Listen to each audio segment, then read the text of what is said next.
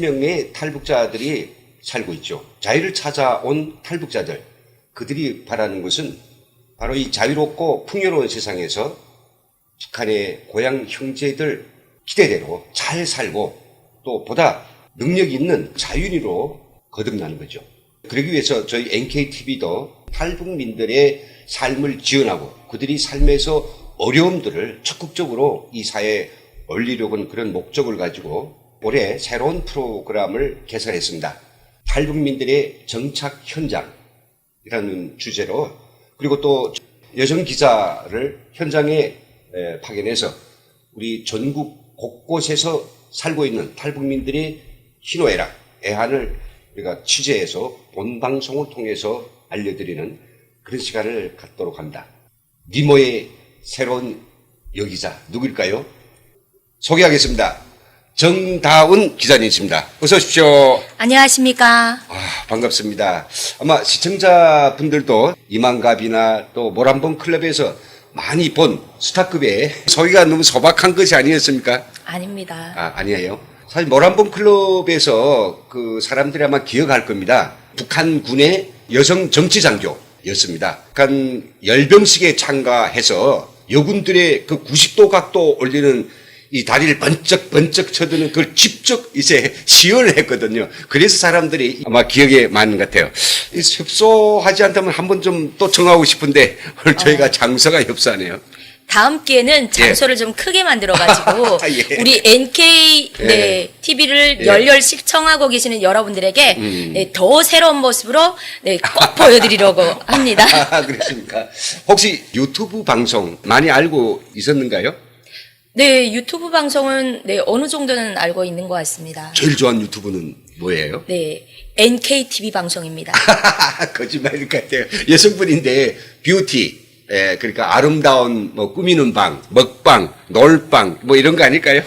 아닌 것 같습니다. 왜냐면 제가 북한 사람이다 보니까 제가 또 취재를 하고 해야 되기 때문에 NK TV에 대해서 제가 생긴 지는 얼마 안 됐지만 제가 한 1년 정도 돼요. 그렇죠.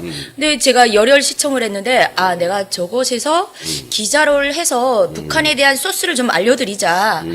제가 만약 이게 재미없었거나 하면 지원을 했겠습니까?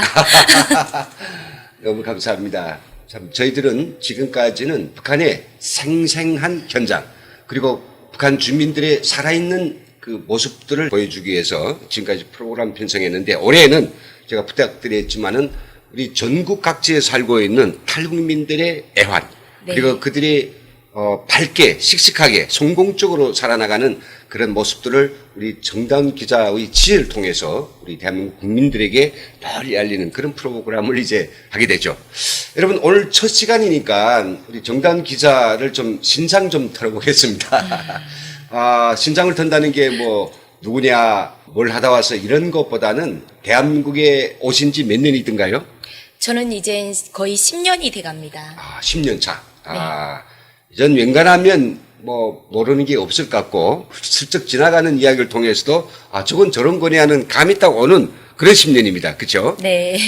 그래서 아마 이 취재에는 별 무리가 없을 것 같습니다. 그러면 정말 저나 우리 정다운 기자가 커다란 꿈을 가지고 대한민국에 도착했을 그 당시부터 시작해가지고 첫 세상이다 보니까 모르는 것, 알지만은 애매한 것, 그리고 전혀 우리가 상상하지 못한 여러 가지 현상하고 부닥치지 않습니까? 네.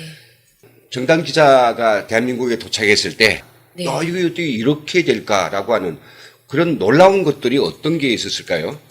저는 양강도 하늘 아래 첫 동네 제 고향입니다. 비행기를 잘 벌 수 없는 그런 곳이기 때문에 제가 이제 중국을 경유해서 저는 몽골로 왔습니다. 몽골에서 이제 비행기를 딱 타는데 전 정말 놀랐습니다. 내가 장군님이 된 거 아닌가? 네, 정말 비행기 타는 사람들은 북한에서 최고의 수령이 아닌 이상 타기가 정말 어렵지 않습니까? 그래서 비행기를 탔을 때가 가장 놀랬고, 그리고 비행기에서 내렸을 때 이제 제가 두 번째로 가장 놀랬던 거는 인천공항에서부터 버스를 타고 시내에 들어서게 되는데 낮에 들어섰나요? 네, 낮이었습니다. 커튼 사이로 내다봤더니 웬 백발이 된 할머니께서 운전을 하시는 거예요.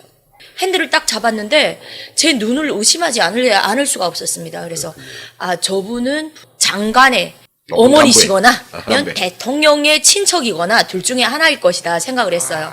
그런데 그런 분들이 흔치 않게 보였어요. 아, 그랬어요. 네. 참 우리 다은 씨가 보았던 놀라운 광경은 뭐 모든 탈북자들이 첫 순간에 너무 황홀하게 느끼는 그런 장면들이 맞는 것 같아요. 정다운 기자가 엄청 할 말이 많지만 두 가지를 이야기했는데요. 저는 초기에 어떤 감동은 일단 좀 가라앉고 집을 잡고 이 사회에 나왔는데 네. 뭔가 시장길을 느껴서 먹을러 지하 상가 같은 데 내려갔어요. 근데 거기에 큰 간판이 걸려 있었어요. 그래서 여기에는 무슨 메뉴를 하는 식당인가 해서 근데 그 간판 이름이 뭐라고 했냐면 패션 트렌드의 최고봉 바우하우스 이렇게 쓰고 푸드 코드 이렇게 있어놨는데 자 여기서 바우하우스라고 하는 용어 네. 나중에 알아봤더니 바우하우스가 제일모직의 매장 이름 같아요. 그러니까 저 영어를 전혀 모르는 건 아닌데도 네. 간판을 읽지 못하겠다는 거예요. 저는 조금 전에 대표님 말씀하신 바우하우스를 제가 뜻풀이 해봤어요. 그랬더니 바우는 예. 그 북한에 뭐 바우덜 하는 말을 쓰잖아요. 그래서 집으로 그 바우, 네, 그래서 그 바위집처럼 생긴 그런 집인 줄 알았거든요. 그래서 저도 그렇게 생각, 네. 저게 아주 멋있는 것 같다. 저 집 가서 뭘 맛있는 거 먹어야 되겠다. 이제 그렇게 생각했어요. 자, 저희들이 이야기를 하는 것은 북한 사람이 교육이 잘 안 되고 여기는 교육이 잘 되고 그런 것이 아니고 문화가 다르고 세상이 다르다 보니까 저희가 당연히 모르는 것들이 많을 수밖에 없죠. 그렇죠. 그런 것들을 다 우리가 정착 과정에 그 어려움을 겪고 나서 비교적 본격적으로 목표를 가지고 자기가 가려고 하는 그런 꿈을 향해서 이제 도전을 하게 되는데 10년 차 우리 정당 기자가 봤을 때 그 10년간의 굵직굵직한 노정들을 좀 말씀해 주시죠. 어떤 과정들을 걸쳐서 오늘이 되었는가? 저는 일단 한국에 와서 그러더라고요. 다 일단 먼저 대학교부터 다녀서 한국은 경력과 학력 인증 사회다라고 하더라고요. 그래서 일단 그럼 공부하자. 네, 그러고 나서 제가 대학교부터 들어갔습니다. 아, 덕성 여자대학교를 들어갔는데 살짝 제가 놀랬던 점이 있습니다. 왜냐하면 여자들만 있는 부대에서 10년을 있었는데 120개월. 그러고 이제 전역을 해서 한국에 왔는데 이름인 줄 알았습니다. 덕성여자대학교 이름인 줄 알았어요. 왜냐하면 할머니 뼈다귀 해장국 집도 있고 조금 전에 바우하우스도 있으려면서 그래서 저는 들어갔는데 여자들만 있더라고요. 너무 놀랬기도 하고 조금 실망도 했습니다. 우리 북은 여자대학교가 없으니까요. 없죠. 남자들이 있을 줄 알았는데 네 이제 여자들만 있더라고요. 좀 아쉬웠어요. 많이 아쉬웠습니다. 오히려 더 편하고 부담 없이 더 재미나고 여성들만이 대학이가 그렇진 않네요. 그쵸. 10년 동안 여자들만 하고 있다가 연애도 못 해보고 있다가 그거네. 네, 또 남자들 없이 예. 4년을 또 여자들하고 보내야 된다는 점에 제가 아찔했거든요. 그러네. 고등학교를 졸업하고 바로 군에서 몇 년을 복무했던가요? 10년, 120개월을 했습니다. 120개월을 정말 제대해서 바로 남쪽으로 온 거 아닙니까? 네, 맞습니다. 예. 그 여성 장교가 남한으로 와서 덕성여자 대학교를 졸업했습니다. 그 다음에 이제 어떤 과정들이 있었어요? 그러고 나서 저는 덕성여자대학교를 나오게 되면 무조건 제 앞길이 다 열리는 줄 알았습니다. 그래서 열리는 줄 알고 제가 졸업을 하자마자 취직을 하려고 했는데 경력부터 짚더라고요. 그래서 없이 그러면은 내가 자원봉사처럼 하겠다. 돈을 안 받고 취직을 하겠다라고 해서 제가 요양보호센터라는 곳에 이제 사회복지사로 들어갔습니다. 월 50만 받고 교통비밖에 안 내는 거죠. 야, 그 고급 인력인데 대학교를 졸업한. 그것도 이제 저희 집은 양천구에 있는데 일을 하는 곳은 사당역이었어요. 아이고. 그 센터장님이 또 목사셨어요. 자, 이 길을 가지 말고 목청이 좋으니까 목사를 가자. 목사 공부를 하자. 그랬네. 그래서 처음 제가 이제 성경책을 봤는데 예. 엄마 이게 웬걸? 당의 유일세상 책의 10대 원칙과 거의 비슷하더라고요. 어머 이게 우리 장군님 걸 여기 갖다 베껴왔구나. 장군님 뺏겼구나. 네. 아니요. 우리 장군님 거 여기서 뺏겨왔고. 교회에서 벗겨왔구나. 야, 이럴 수가 있나. 그래서 제가 물어봤어요. 이런 거지 않냐. 그게 아니다. 너희들이 가져갔던 거다. 그러더라고요. 그러네. 그래서 또 목사기를 조금 생각을 해봤어요. 제가 시간이 안 되더라고요. 연애도 해야지. 결혼도 그러니까. 해야지. 그렇죠. 예, 그래서 정말 그래. 저는 이제 할 얘기가 많은 것 같습니다. 예. 다음 회차에 제가 북한군에서 연애 얘기도 할 거고요. 아, 여러 가지 들려주십시오. 얘기를 제가 다 해드릴 겁니다. 예. 대학교를 졸업하고 취업을 하려고 하니까 이제 그런 난맥이 있었고. 네. 그래서 지금은 군 안보 강사인가요? 지금은 두 가지를 하고 있습니다. 네. 정부에서 하고 있는 국방부 안보 강사, 또 아. 하나는 정부에서 하고 있는 예. 통일부 통일교육원 강사로 두 가지 일을 하고 있습니다.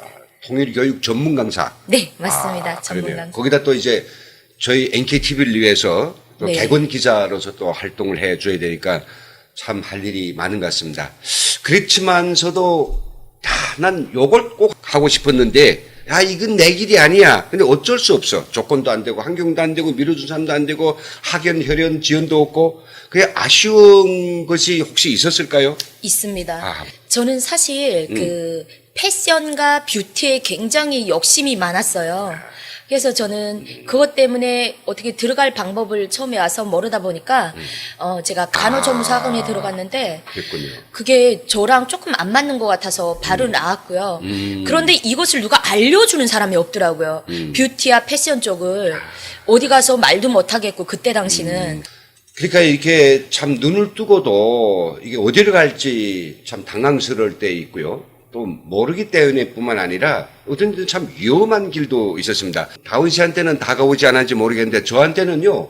금방 이제 집 잡고 사회에 나왔더니 먼저 나온 선배 그리고 전혀 생각지 못한 사람에 의해서 제가 이 다단계 회사 사무실까지 제가 성큼성큼 찾아가지 않았어요.